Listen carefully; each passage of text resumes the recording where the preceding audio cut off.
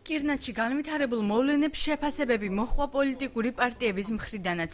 მომხდართან დაკავშირებით მოქმედ ხელისუფლებას რეაგირებისა და მსგავსი ფაქტების პრევენციისაკენ მოუწოდებს ერთიანი ნაციონალური მოძრაობის ლიდერი, თუმცა ლევან ვარშალომიძისათვის იქ მომხდარი ფაქტები უცნობია. ყველა საზღვრის დარღვევა იქნება თუ სამართალდარღვევა იყო, უნდა მოხდეს რეაგირება შესაბამისი ორგანოებიდან. სახელმწიფო, როდესაც არის, სახელმწიფო უნდა დაიცვას თითოეული ადამიანის უფლება, მით უმეტეს დარღვევის დროს.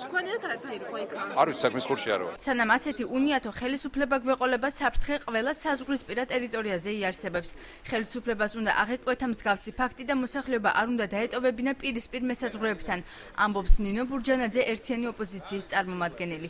იაშა გვიანიძის თქმით, თურქმა მესაზღვრეებმა ადგილობრივები გამოაძევეს. ინციდენტის დეტალურად შესწავლას პოლიტიკური მოძრაობა მოგვიანებით აპირებს. ყველგან ყველა საზღვრისპირა ტერიტორიებზე არის საფრთხე. სანამ ასეთი უნიათო და უმოქმედო ხელისუფლება იქნება სათავეში. ხელისუფლება უნდა იყოს ადეკვატური, უნდა მივიდეს და გაარკვიოს მოსახლეობას. ეკუთვნოდა თუ არა იქ ყანა მოეთოხნა და მიეცანება შეთანხმება ყოფილიყო ისე რომ ხელისუფლების, ესე იგი მოსახლეობა არ დარჩენილიყო პირისპირ უცხოელ მოსაზღვრეებთან თუნდაც შეკამათებაში. საპირისპიროს აცხადებს დამოუკიდებელი მაჟორიტარობის კანდიდატი ნიაზ ბოლქვაძის განმარტებით იგი მოსახლეობას გაესაუბრა და გაარკვია რომ საზღვარი თურქ მესაზღვრეებს არ გადმოულახავთ. მისი თქმით ადგილობრივებმა გაფრთხილება ნეიტრალურ ზონასთან მიახლოების გამო მიიღეს. შევხვდით მესაზღვრეებს და გაირკვა, რომ თურქი ჯარისკაცების მიერ საქართველოს საზღვრის გადმოლახვას არ ქონია ადგილი. არის ადგილზე სრული სიმშვიდე, მაგრამ ასევე უნდა განვაცხადო, რომ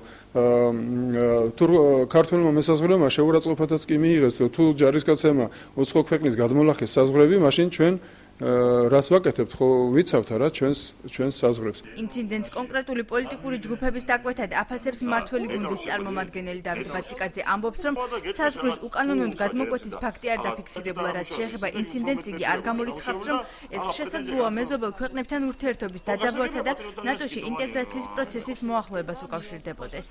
კიტოვანის და მისთან ხალხის კომენტარებმა ერთხელ კიდევ დამარცხეს, რომ სპეციალურად არჩევნების წინ არის დაძაბული სიტუაცია.